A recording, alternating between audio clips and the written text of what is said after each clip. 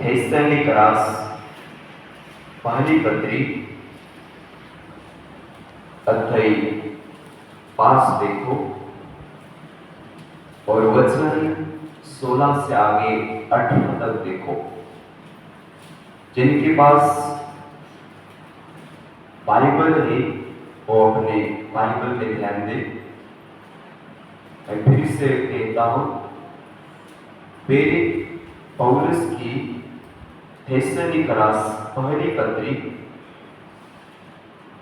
अध्याय 5 वचन 16 से आगे 18 तक देखो। पूरी बाइबल पन्ना नंबर 3 से 14 देखो। मैं वचन पढ़ रहा हूं, वचन ध्यान देकर सब सुनो। ये वचन प्रभु परमेश्वर का है। इस वचन से तुम्हें ज्ञान मिले, यही आशा रखो। मैं वचन पढ़ता हूं। सर्वदा आनंदित रहो, निरंतर प्रार्थना करो, प्रत्येक परिस्थिति में धन्यवाद दो, क्योंकि मसीह यीशु में तुम्हारे लिए परमेश्वर की यही इच्छा है। Hallelujah, hallelujah, hallelujah, hallelujah. मेरे प्यारे भाई और बहनों, इस वचन में प्रेरित पौलुस बता रहा है कि सर्वदा आनंदित रहो, सर्वदा उसके उपकार स्तुति करो, क्योंकि मसीह यीशु में तुम्हारे लिए परमेश्वर की यही इच्छा है। पौलुस इस वचन से बता रहा है कि तुम तुम्हारे जीवन में सर्वदा आनंद करो। पौलुस क्या बता रहा है? तुम तुम्हारे जीवन में सर्वदा आनंद करो, निराश मत रहना, दुखी मत रहना। तुम हमेशा आनंदित रहो, उल्लासित रहो और हर परिस्थिति में तुम परमेश्वर की उपकार स्तुति करो।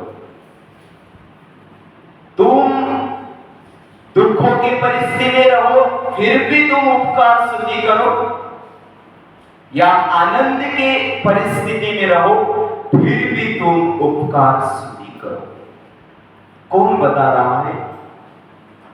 जिसको बाइबल में बता गया है कि झंझावती शिष्य है वो, जिनका नाम है प्रेरित पौलुस, जो पहले प्रभु को विरोध था, मसीह यीशु को कभी वो मानता नहीं था। जो कोई उसके नजरों के सामने यीशु मसीह को मानता था, उसको वो मारा करता था। कभी जेल में डालवाता था, कभी रस्सी से वो बांधकर यीशु मसीह पर विश्वास करने आदमी को मारता था। जो कोई यीशु को मानते थे, उनको वो मारता था। एक दिन यही पौलुस यीशु मसीह को विरोध करने के लिए एक नगर से निकला यरूशलेम जाने के लिए, और वो समुद्र किनारे से जा रहा था।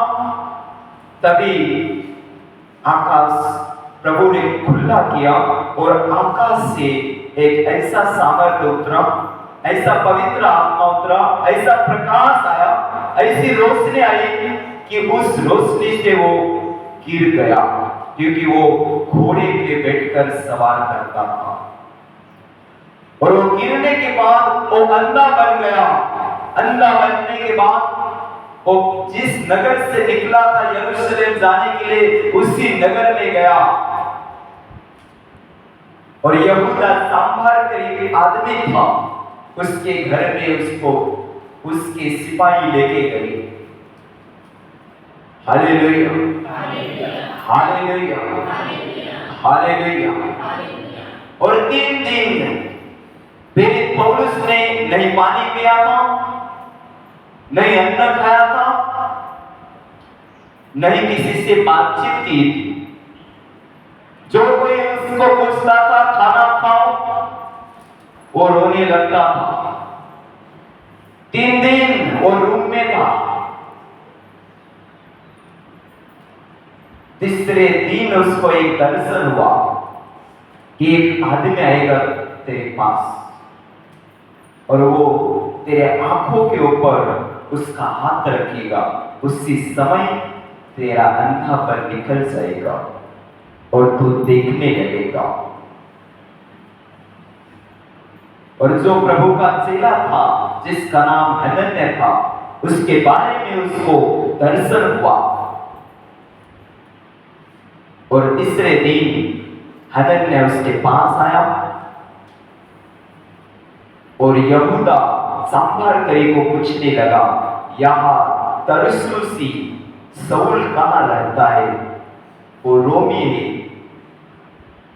यहूदा ने उस रूम में उसको लेके गया जहां पौल बैठा था अंधा बन के। हनन्याह वहां गया और शाऊल से बताने लगा कि मैं इसलिए नहीं आया कि मेरी मर्जी, मैं इसलिए आया हूं जिसने तुझे अंधा किया है उसने मुझे भेजा है। मैं इसलिए आया हूं और जो मेरा काम है वो मुझे करने दे। हनन्याह नामक जो चेला था, उसने शाऊल के आंखों पर हाथ रखा और हाथ निकालने के बाद शाऊल का अंधापन निकल गया और शाऊल ने अपने माथे को रगड़कर हनन्याह को बताया, मुझे विश्वास करना हो तो मुझे क्या करना चाहिए? हनन्याह ने कहा, तूने जो पाप किया है उसका तुझे प्रायश्चित हो, इसीलिए मैं तुझे बपतिस्मा दूंगा और वो बपतिस्मा लेने के बाद तुझे सब मालूम पड़ेगा मसीह कौन है। Hallelujah, hallelujah, hallelujah. और मेरे प्रियो, हनन्याह ने उसको बपतिस्मा दिया। उसके बाद उसने खाना खाया। खाना खाने के बाद वो हनन्याह के साथ रहने लगा। हनन्याह उसको बताते गया यीशु मसीह इस जगत में क्यों आया था, उसने सूली पे क्यों जान दिया, वो सब हनन्याह ने उसको बताया। यीशु मसीह सबके कारण इस दुनिया में आया था, सबके पाप के लिए आया था और सबके पाप के कारण वो सूली पे मर गया और मरने के बाद वो 3 दिन कब्र में था और तीसरे दिन फिर से वो जीवित उठकर आज वो स्वर्ग में बैठकर राजा बन के वहां राज कर रहा है। वो बताने के बाद क्या हुआ, शाऊल ने हनन्याह को बताया कि आज से मैं शाऊल नहीं हूं, आज से मैं पौल बनूंगा और नया जीवन लेकर मैं यीशु मसीह का काम करूंगा और जहां यीशु मसीह के चेले नहीं गए हैं वहां जाकर मैं प्रभु का प्रचार करूंगा। और शाऊल पौल बन गया और पौल बनने के बाद वो यीशु मसीह का काम करने लगा, यीशु मसीह का प्रचार करने लगा, यीशु मसीह की घोषणा बताने लगा। और तब पौल के ऊपर बहुत से संकट आने लगे, बहुत से संकट आने लगे। जो उसके मित्र थे वो भी उसको सलने लगे, उसको दोष लगाने लगे, उसकी निंदा करने लगे। बाद में शाऊल ने बताया कि तुम हर परिस्थिति में आनंदित रहो। हर परिस्थिति में उसकी महिमा करो, हर परिस्थिति में उसकी स्तुति करो। कोई भी आपके ऊपर संकट आएगा, फिर भी तुम उसकी स्तुति करो। Hallelujah, hallelujah, hallelujah. मेरे प्रियो, जैसा शाऊल ने प्रभु पर विश्वास किया पौल बनके, वैसा आज तुम भी प्रभु के बच्चे बनके विश्वास कर रहे हो। दुश्मन बनके नहीं, बच्चे बनके विश्वास कर रहे हो। यानी कि नया जीवन लेकर तुमने प्रभु को माना है, तो तुम्हारे जीवन के भी ऊपर बड़े बड़े संकट आएंगे, बड़े बड़े बीमारी आएंगे, बड़ी तकलीफ आएगी, हजारों बुरी परिस्थिति आएंगी। फिर भी पौल कहता है कि तुम आनंदित रहो। ये वचन कह रहा है कि तुम आनंदित रहो। हर परिस्थिति में उसकी तुम उपकार स्तुति करो, उसकी महिमा करो। मेरे प्रियो,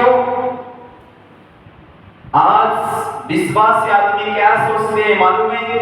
मैं यीशु मसीह में हूं तो मुझे आशीष केवल चाहिए, दुख नहीं चाहिए, बीमारी नहीं चाहिए, पूरी परिस्थिति नहीं चाहिए, मुझे खाली आशीष चाहिए, शांति चाहिए, आनंद चाहिए। मेरे ऊपर खाली एक परिस्थिति चाहिए, वो आशीष की चाहिए। सब आदमी आज विश्वास के आदमी सोचते हैं, मगर पौल ने प्रभु का काम किया। पहले दिन काम करने के लिए चालू किया, लास्ट तक उसको इतनी बुरी परिस्थिति से निकालना पड़ा, इतने बुरी परिस्थिति से जाना पड़ा कि मेरे प्रियो, बाइबल बताती है पौल के बारे में कि पौल 10-10 दिन खाना नहीं खाता था। 8-8 दिन वो कभी सोता था भी नहीं। हालेलुया। बाइबल बताती है 10-10 दिन उसको खाना नहीं मिलता था, सोने के लिए जगह नहीं मिलती थी। फिर भी पौल प्रभु को धन्यवाद देता था, प्रभु को कहता था कि तू धन्य है, तेरी स्तुति हो, तेरी महिमा हो। पौल कभी निराश नहीं अपने जीवन में किया। पौल के ऊपर बहुत संकट आए। एक बार तो ऐसा हुआ कि जो विरोधी आदमी थे उसने पौल को मार दिया पूरी तरह। पौल के अंदर से आत्मा भी निकल गया था, पौल पूरी तरह से मर गया था और पौल को नगर के बाहर फेंक दिया था। जब पेत्रस को मालूम पड़ा, जब यूहन्ना को मालूम पड़ा, मार्क और लूका को मालूम पड़ा, तब मार्क, लूका, पेत्रस, यूहन्ना पौलुस के पास आए। तब पेत्रस ने देखा पौल जीवित है क्या, पौल जीवित है क्या। पेत्रस ने जब देखा तब पेत्रस ने बताया सबको, ये तो मर गया है। तब सबने अपने गुड़के टेक दिए और प्रभु से कहने लगे कि तू धन्य है, जो तेरी सेवा करके मरता है वो भी धन्य है। फिर भी तेरी इच्छा हो तो पौलुस आज भी जीवित बन सकता है, तेरी इच्छा हो तो आज भी ये जीवित बनेगा और तेरा प्रचार करेगा। तब सब चेलों ने अपने गुड़के टेके, हाथ ऊपर उठाए और प्रभु से कहने लगे, पौलुस के ऊपर तेरा प्रभु सामर्थ ला, उसे जीवंत कर दे और इसके अंदर से तेरी घोषणा, तेरा प्रचार आगे लेके जाओ। वो ऐसी पैर करते थे, तभी प्रभु का आत्मा पौलुस के ऊपर आया और पौलुस जो मरा था वो पौलुस पवित्र आत्मा से फिर से जीवित उठा और वो कहने लगा, धन्य है वो परमेश्वर जिसने मुझे फिर से जीवित किया। अरे ताली तो बजाओ। धन्य है वो परमेश्वर जिसने मुझे फिर से जीवित किया, क्योंकि उसकी इच्छा आज भी है कि मैं मरूं नहीं तो मैं प्रचार करूं। Hallelujah, hallelujah, hallelujah. और हमारे ऊपर कोई परिस्थिति आए, हमारे ऊपर कोई दुख आए, हमारे ऊपर कोई संकट आए, हमारे ऊपर कोई बीमारी आए, तो हम तुरंत नाराज हो जाते हैं, तुरंत रोने लगते हैं और हमारा दुख दूसरे को बताते हैं। हम कहते हैं मैं यीशु में हूं, मैं यीशु में हूं, मैं मसीह में हूं, फिर भी मैं दुख भोग रहा हूं। मेरे जीवन में ऐसा क्यों है? पौलुस बता रहा है, पौलुस बता रहा है कि तुम सर्वदा आनंदित रहो। पौलुस क्या बता रहा है? तुम सर्वदा आनंदित रहो, तुम निरंतर प्रार्थना करो। तुम्हारे जीवन के ऊपर कोई निराशा आए, तुम्हारे जीवन के ऊपर कोई बीमारी आए, तो उसके लिए पौल क्या बता रहा है कि तुम प्रार्थना करो, निराश मत हो। मगर हमारे ऊपर कोई बीमारी आए तो हम क्या करते हैं? निराश होते हैं, हम प्रार्थना छोड़ देते हैं। कहां वो यीशु? जब संकट हमारे ऊपर गुजरते तब हम प्रार्थना छोड़ देते हैं, प्रेयर करना बंद करते हैं, बाइबल पढ़ना बंद करते हैं, प्रभु की महिमा करना बंद करते हैं, क्योंकि हमें जब सुख रहता है तभी हम आनंद करते हैं। हमारे ऊपर जब आशीष रहती है तभी हम आनंदित रहते हैं। मगर पौलुस तो ये बता रहा है कि तुम सर्वदा आनंदित रहो, दुख में भी और सुख में भी। क्या? दुख में भी और सुख में भी। और पौलुस आगे बता रहा है कि तुम निरंतर प्रार्थना करो और हर परिस्थिति में तुम प्रभु की उपकार स्तुति करो, क्योंकि तुम्हारे विषय में मसीह यीशु में परमेश्वर की यही इच्छा है। क्या वचन बता रहा है?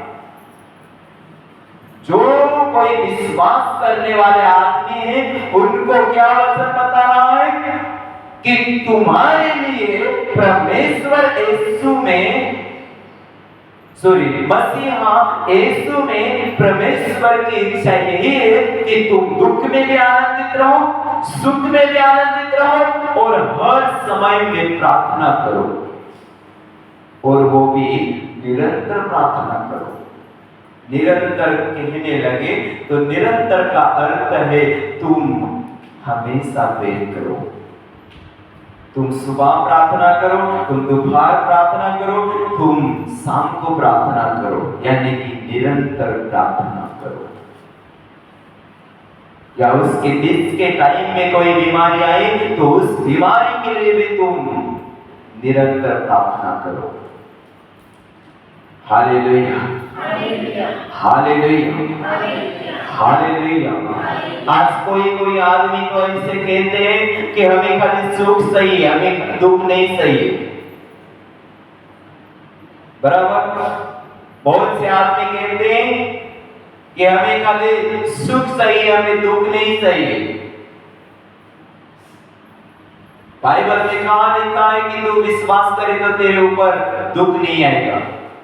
लिखा है बाइबल में, ऐसा लिखा है तू विश्वास करे तो तेरे ऊपर और संकट आएंगे, फिर भी तू धीर धरना और क्लेश को तेरे ऊपर से हटाने के लिए तुम प्रेयर करना। और विश्वासी आदमी आज क्या कहते हैं, हमारे ऊपर बीमारी नहीं चाहिए। अरे वो बीमारी क्यों आती है तुम्हें समझना चाहिए। पौल आगे क्यों गया सबसे, और 14 एलिया ने क्यों गया, क्योंकि वो दुख में भी आनंद रहता था और सुख में भी आनंद रहता था, इसीलिए उसके आगे पीछे कोई रोने वाला नहीं था, खाली वो अकेला था और प्रभु को लेके प्रचार कर रहा था। Hallelujah, hallelujah, hallelujah. और आज के समय में हम क्या कहते, अरे प्रभु का काम करे ना तो बीमारी आती है। 3 साल पहले एक औरत ने एक विश्वासी आदमी को कहा, ज्यादा विश्वास नहीं रखने का, ज्यादा विश्वास किया ना तो बीमारी आती है, इसलिए कम विश्वास रखने का। हालेलुया। एक विश्वासी औरत ने एक विश्वासी औरत को बताया कि पूरा विश्वास नहीं करने का यीशु मसीह पे, अविश्वास से यीशु मसीह ने चलना चाहिए। अविश्वास से चले तो आशीष रहता है, पूरे विश्वास से चले तो संकट आता है। इसलिए मैंने आज मैं 15 साल यीशु में, फिर भी मैंने कम विश्वास रखा है। वो औरत क्या बताने लगी विश्वासी औरत को, आज मैं 15 साल यीशु में हूं पर मैंने अविश्वास किया है, इसलिए मैं दारू भी किसी को देती हूँ, कोई हमारे घर में आए तो उसको पूरी चीज भी हम देते हैं, और मैंने कम विश्वास रखा है इसलिए मेरे ऊपर आशीष दी है। Hallelujah, hallelujah. मेरे प्रियो, ऐसी बातों को कभी ना सुनना किसी से। कोई तुम्हें कहे कम विश्वास रखो तो उसको कहो, कम विश्वास से हम यीशु मसीह को छोड़ सकते हैं। पूरी विश्वास रहे तो हम उठ पड़ के भी यीशु मसीह को पकड़ के चल सकते हैं। पूरा विश्वास रहे तो उठ पड़ के भी हम यीशु मसीह को पकड़ के चल सकते हैं, मगर अविश्वास जब रहे तो हम कभी भी गिर सकते हैं, और जब गिरेंगे तो फिर से उठने के लिए हमारे अंदर न ताकत रहेगी न शक्ति रहेगी। और बाद में कोई हमें उठाने वाला भी ना रहे तो समझो एक बार गिरोगी तो डायरेक्टली अधोलोक में जाके गिरोगी। क्यों मैं कहता हूं मालूम है, जब आदमी एक बार पाप में गिरा ना और उसको उठने की शक्ति ना रहे, कोई उसके पास उठाने के लिए कोई ना रहे, तो समझ लो वो आज गिरेगा ना तो उसको कभी उठने की शक्ति नहीं रहेगी। Hallelujah, hallelujah, hallelujah. इसलिए मैं तुमसे कहता हूं, तुम प्रभु में हो, प्रभु यीशु में चल रहे हो तो कम विश्वास में हो तो और 1 पॉइंट विश्वास बढ़ाओ, 2 पॉइंट विश्वास बढ़ाओ, और विश्वास बढ़ाने के बाद तुम्हारे ऊपर कोई संकट आएगा, तुम्हारे ऊपर कोई बीमारी आएगी तो पौलुस की बात जरूर पढ़ना। पौलुस ने क्या बताया, तुम हर परिस्थिति में आनंदित रहो, क्योंकि परमेश्वर की यही इच्छा है कि तुम यीशु मसीह पे विश्वास रखे हो तो हर परिस्थिति में आनंदित रहो। Hallelujah, hallelujah, hallelujah, hallelujah. तुमने इय्योब की गवाही सुनी होगी, तुमने इय्योब की गवाही सुनी होगी। इय्योब परमेश्वर का पैगंबर था, यानी कि संदेशता था। इय्योब कौन था? पैगंबर, यानी कि संदेशता था। और इय्योब खाली परमेश्वर को मानता था, परमेश्वर के सिवाय वो दूसरी जगह नहीं पैर करता था, नहीं हाथ जोड़ता था। खाली एक ही जगह वो हाथ जोड़ता था, एक ही जगह वो पैर करता था, वो स्थान था यहोवा परमेश्वर का, वो ठिकाना था यहोवा परमेश्वर का। उसके सिवाय वो दूसरे को कभी न मानता था। किसी विद्वान को नहीं मानता था, ना कोई मूर्ति को नहीं मानता था, खाली यीशु मसीह को यानी कि यहोवा खुदा को मानता था। और जैसा वो विश्वास में बढ़ गया, जैसा वो विश्वास में बढ़ते गया, उसी तरह परमेश्वर का आशीष उसके ऊपर आने लगा और धीरे धीरे उसकी संपत्ति भी बढ़ने लगी।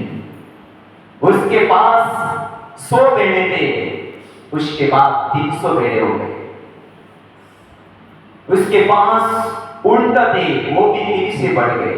उसके पास बैल का 500 जोड़ी था, यानी कि 1000 बैल था। बाकी सेने की कोमड़े थी, बहुत सी संपत्ति उस टाइम में ईयोब के पास थी। एक दिन क्या हुआ, जब स्वर्ग से परमेश्वर के दूत उतर के इस दुनिया में यहां वहां घूमते थे कि कौन बीमारी में है, कौन संकट में है, कौन आनंद कर रहा है, ये देखने के लिए परमेश्वर के दूत इस दुनिया में आए थे, इस जगत में आए थे। तब लूसीफर शैतान उनके पीछे पीछे देवदूत का सॉन्ग लेके घूमता था। समझ में आ रही है मेरी बात? जब परमेश्वर के दूत इस दुनिया में घूमते थे, शैतान ने किसको दुख दिया है, शैतान ने किसको निराश किया है, शैतान ने किसको पूरी पाप में गिराया है, ये देखने के लिए परमेश्वर ने उसके दूत इस दुनिया में भेजे थे। तभी देवदूत यहाँ वहां देखते थे सबको। तब शैतान उस देवदूत के पीछे सोंग लेके घूम रहा था। बाद में वो देवदूत इस दुनिया का संदेश लेके परमेश्वर के पास गए, तब शैतान भी उनके पीछे पीछे स्वर्ग में जा पहुंचा। Hallelujah, hallelujah, hallelujah. और जब परमेश्वर की दूत परमेश्वर के पास जाके संदेश को बताने लगे, तब लूसीफर शैतान भी परमेश्वर के पास आकर हंसने लगा और वो कहने लगा, हे परमेश्वर, इस दुनिया के सब आदमी मेरे जाल में फंसे हुए और सब इंसान को मैं बुरी बुरी पापों में डाल रहा हूँ, उनको मैं दुख में गिरा रहा हूँ और उनको मार के मेरे दर्द में मैं उनको ले जा रहा हूँ। जब परमेश्वर को शैतान ये बता रहा था, तब परमेश्वर ने, यहोवा खुदा ने शैतान को कहा, तूने मेरे ईयोब को देखा? तब लूसीफर शैतान परमेश्वर को बताने लगा, तेरे ईयोब को मैंने देखा, ईयोब शांति से जीवन जी रहा है, वो आनंद कर रहा है क्योंकि उसको तूने बहुत आशीष दिया है, उसके पास बहुत संपत्ति है, उसके बच्चे भी आनंदित है क्योंकि ईयोब की संपत्ति का वो सब आनंद ले रहे हैं। तब परमेश्वर ने शैतान से कहा, तुझे ऐसा लगता है कि ईयोब के पास संपत्ति है इसलिए वो आनंदित है, तो मैं ईयोब की परीक्षा देखने के लिए तुझे अधिकार दे रहा हूं, जा और ईयोब की परीक्षा देख। Hallelujah, hallelujah, hallelujah, hallelujah. और क्या हुआ मेरे प्रियो, शैतान पहली बार एक परीक्षा लेके आया। उस परीक्षा में शैतान ने क्या किया, ईयोब की जो संपत्ति थी, पशु थे, बकरी थी, ऊंट थे, बैल 1000 थे, उसको एक ही बार नष्ट कर दिया शैतान ने। उसके बाद दूसरी परीक्षा शैतान ने ईयोब के बाल बच्चे के ऊपर लाई। ईयोब के बड़ा बच्चा था, जो बड़ा बेटा था, वो उसके घर में भोजन कर रहा था। तब उसके साथ उसके दूसरे भी भाई और बहन थे, ऐसे मिलके वो 10 थे, 3 बहनें थे और 7 भाई थे। ऐसा मिलके वो भोजन कर रहे थे। तब शैतान ने क्या किया मालूम है? ऐसी आंधी लाई, ऐसा तूफान आया कि उस तूफान से इय्योब का बड़े बेटे का घर था वो गिर गया और 10 के 10 आदमी उस घर के अंदर मर गए।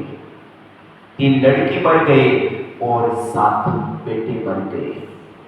इय्योब ने अपने कपड़े को चीर दिया और छाती पीट पीट के वो कहने लगा, फिर भी मेरा खुदा धन्य है, क्योंकि उसने मेरे बेटे को और बेटियों को नहीं मारा।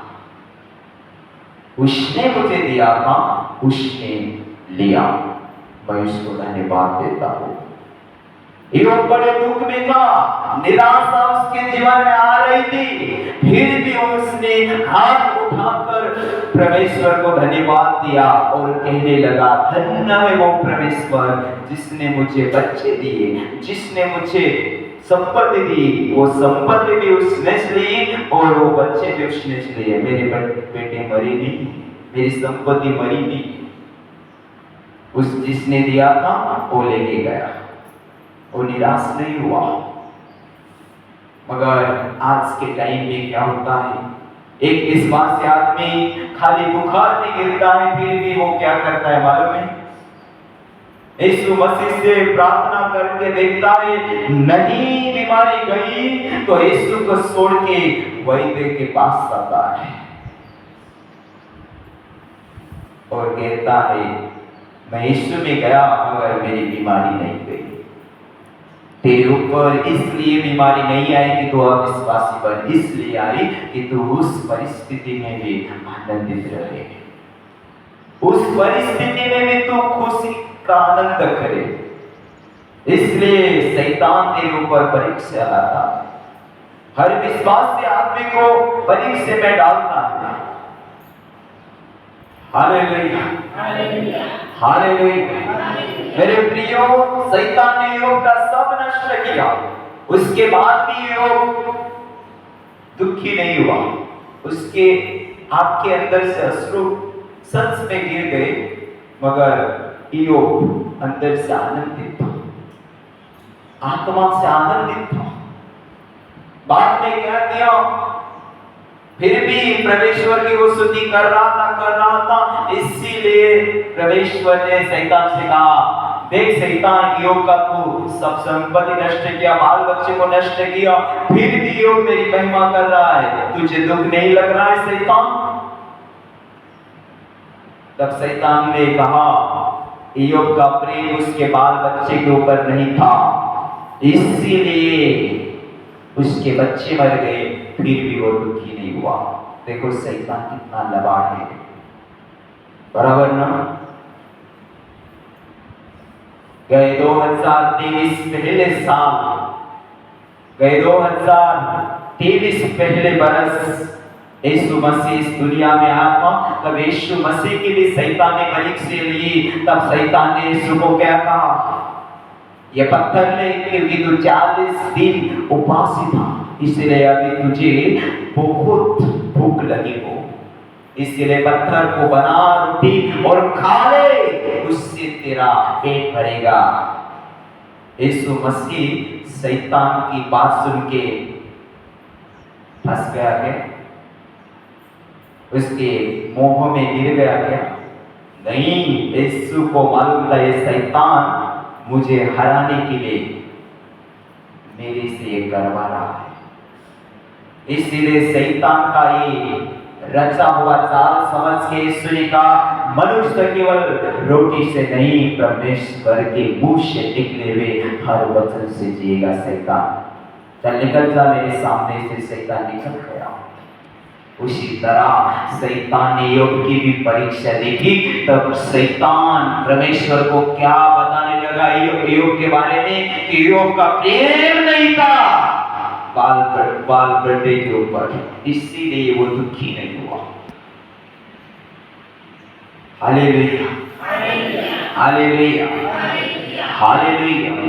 इसीलिए मेरे प्रियो, मैं तुमसे कहता हूं, बाद में यीशु मसीह ने, परमेश्वर ने शैतान को कहा, जा तू इय्योब को तकलीफ देख के देख, और मेरे ऊपर का विश्वास निकालता है कि क्या करता है। देखिए जाए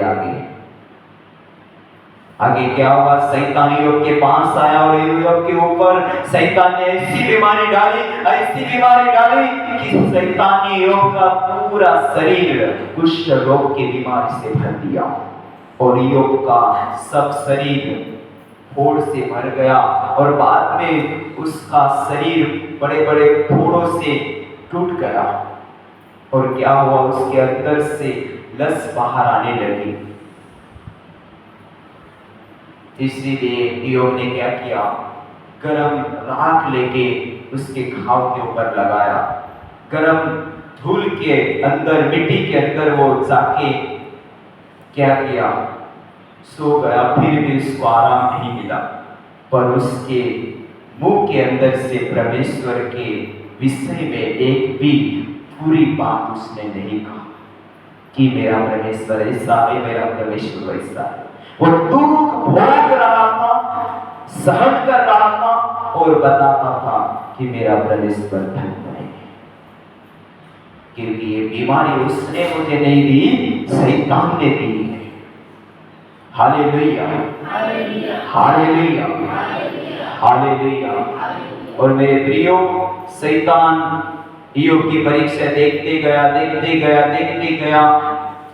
ईयोब का विश्वास कम करने के लिए, ईयोब को निराश करने के लिए, ईयोब की पत्नी के अंदर शैतान गया और ईयोब की पत्नी के अंदर से ईयोब का विश्वास कम करने के लिए बताने लगा, क्या ईयोब परमेश्वर कर रहा है, दवा बवा खा और मर जा। हालेलुया, दवा बवा खा और मर जा, इसमें तेरा भला है। ईयोब ने देखा इसके अंदर लूसीफर शैतान है और परमेश्वर के विषय में पूरी बात निकालने के लिए मुझे क्या कर रहा है, भड़का रहा है। क्या कर रहा है, भड़का रहा है। इसीलिए ईयोब ने कहा, अरे पराई स्त्री, तू अपना नहीं समझ के मुझे कह रहे हैं, तुम पराई स्त्री जैसी बता रहे हो मुझको। इसीलिए प्रभु के ऊपर तुझे प्रेम नहीं आ रहा। Hallelujah, hallelujah. बाद में क्या हुआ, ईयोब के 3 मित्र के अंदर शैतान गया और 3 मित्र के अंदर से बताने लगा, ईयोब तूने पाप किया ना, इसके कारण तू आज दुखी है। देखो शैतान कितना लबाड़ है। कभी कभी तुम्हारी परीक्षा रहेगी ना, तब भी शैतान तुम्हें कहने लगेगा तुमने पाप किया था, इसका फल भोग रहा।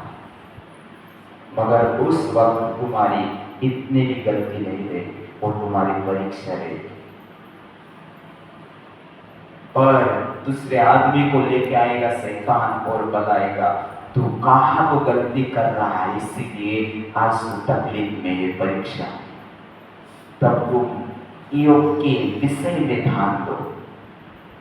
ईयोब के 3 मित्र ईयोब को क्या बताने लगे, उसके अंदर से शैतान ने क्या बताया, ईयोब तूने पाप किया था, उसकी शिक्षा आज तू भोग रहा है। मगर ईयोब को मालूम था कि मैं पाप की शिक्षा नहीं है, मैं विश्वास की शिक्षा भोग रहा हूं। शैतान मुझे निराश करने के लिए ये सब कर रहा है। और ईयोब का और उस 3 मित्रों का एक झगड़ा हुआ। 3 मित्र खुशी से निकल गए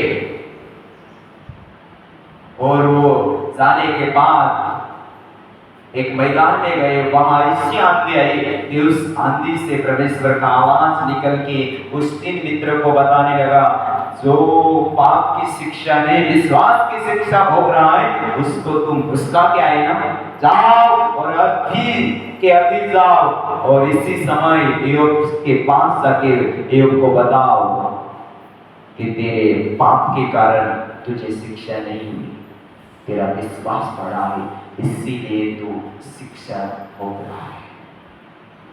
इसीलिए हमें माफ करो।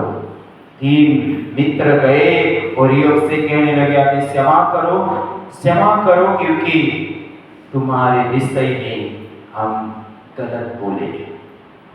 हालेलुया।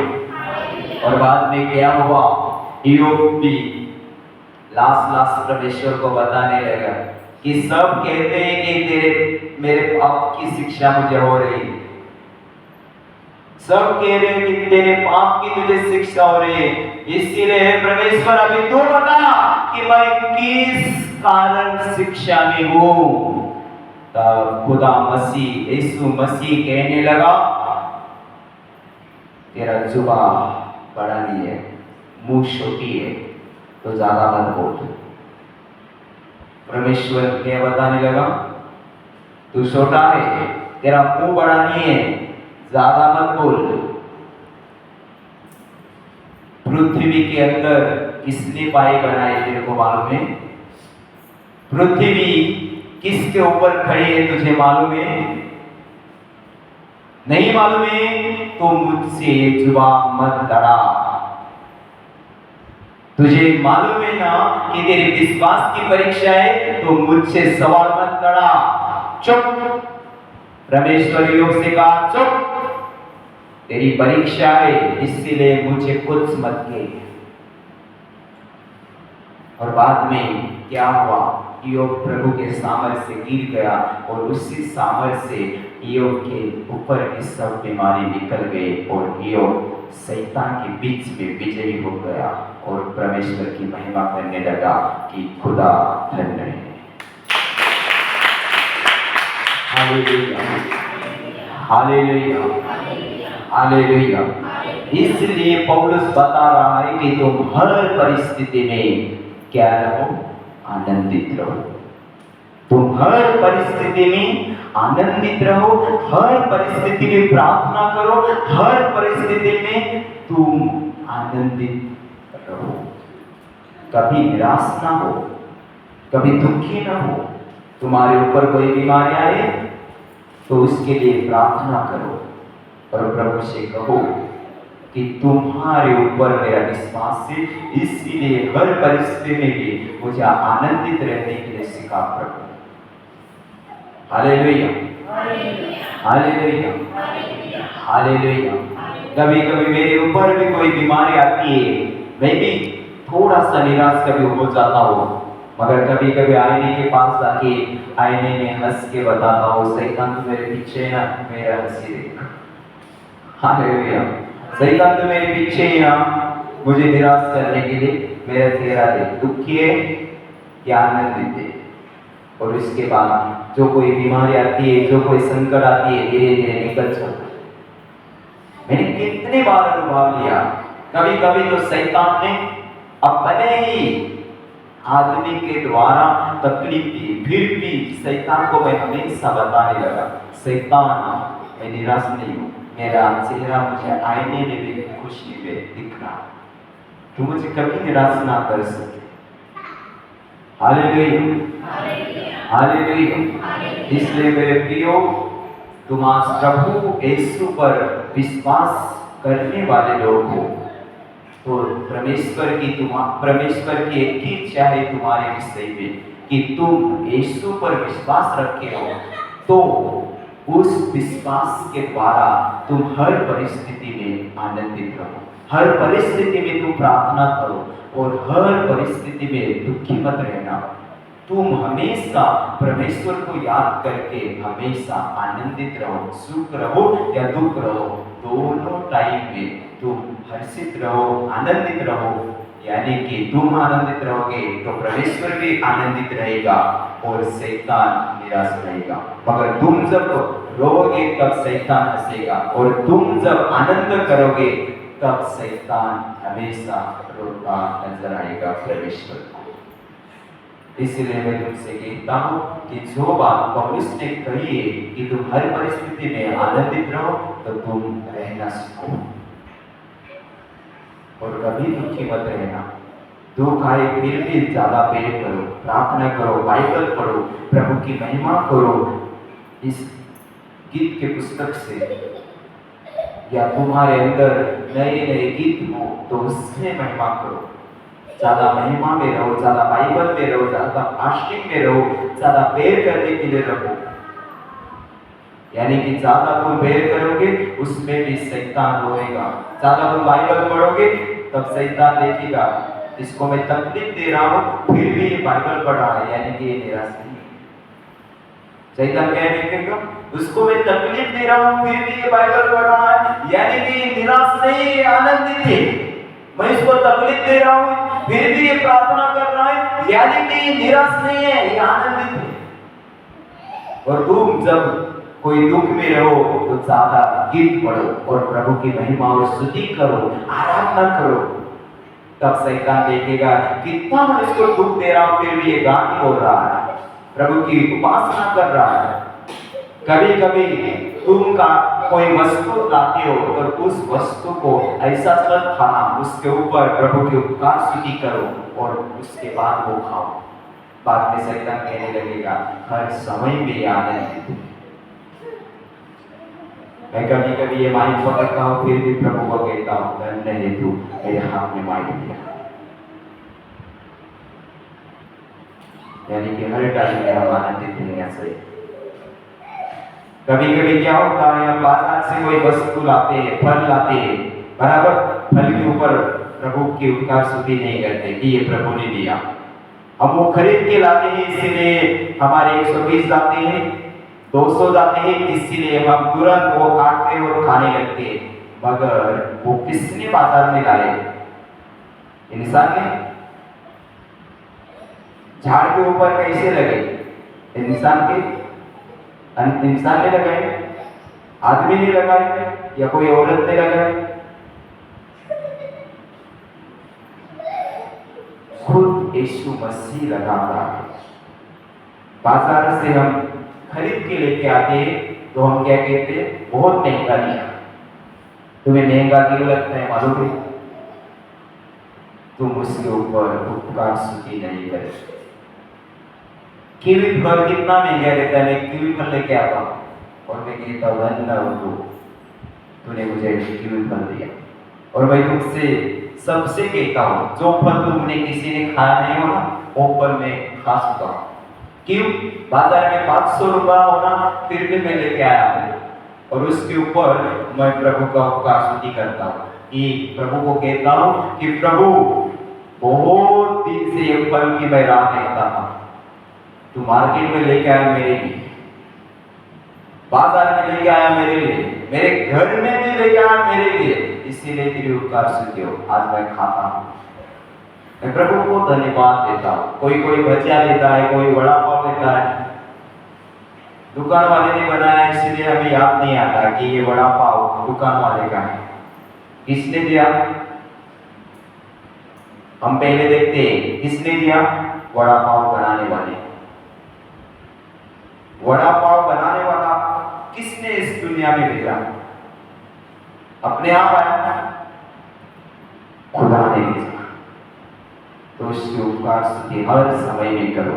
तुम कोई काम करते हो तो उस काम के लिए उपकार स्तुति करो, तुम कोई वस्तु खाते हो तो उसके लिए उपकार स्तुति करो, पानी पीते हो, ठंडा पीते हो, जो कोई पीते हो उसके लिए उपकार स्तुति करो। शराब के लिए नहीं है, शराब के लिए नहीं, दारू के लिए नहीं, तुम जो अच्छी वस्तु खाओगे उसके लिए उपकार स्तुति करो। उसके बाद जो कोई शैतान का जाल तुम्हारे ऊपर आता रहेगा वो तुम तोड़ दोगे। उपकार स्तुति से सामर्थ्य बरसता, जो कोई उपकार स्तुति नहीं करता वो वस्तु खाके भी बीमार पड़ता। और बाद में कहते हैं मैं ये पिया, मैंने वो खाया इसलिए बीमार पड़ा। तुम उपकार स्तुति करो, वो वस्तु सामर्थ्य से भर जाएगी और उपकार स्तुति तुम्हें आशीष देगी। Hallelujah, hallelujah. इसलिए आज से तुम निराश ना रहना, हर समय उपकार स्तुति करो, हर समय आनंदित रहो, हर समय प्रार्थना करो, हर समय बाइबल पढ़ो और हर समय प्रभु के राज्य में चलने के लिए ज्यादा आते रहो और बाइबल में ही ज्यादा अपना मन डालते रहो। हालेलुया।